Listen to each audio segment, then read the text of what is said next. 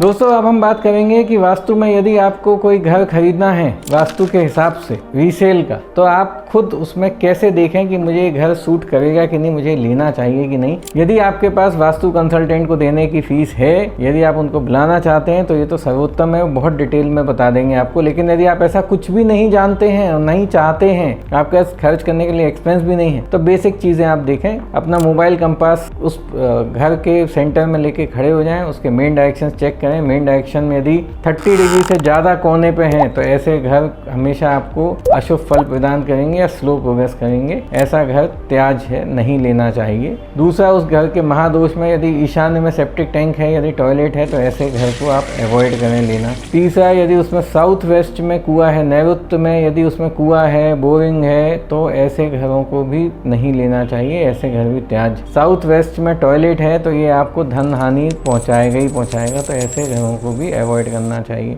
लेकिन यदि आपको ऐसे सभी घर सस्ते में मिलते हैं, इस लालच में आप ले रहे हैं, तो आप ये जान लीजिए कि अगला ये घर बेच इसीलिए आया है क्योंकि उसको वेल्थ प्रॉब्लम वहाँ पे बहुत ज़्यादा है, हेल्थ इश्यूज बहुत ज़्यादा है। तो आपको ये लेने के बाद इन घरों को ठीक कराना बहुत ही आवश्यक है। इस चीज़ का आप ध्यान रखें। और यदि आपके पास गलती से ऐसा कोई घर आ चुका है, तो इसको ठीक करने के लिए आप मुझसे संपर्क कर सकते हैं मेरे नीचे दिए हुए नंबर पर। धन्यवाद।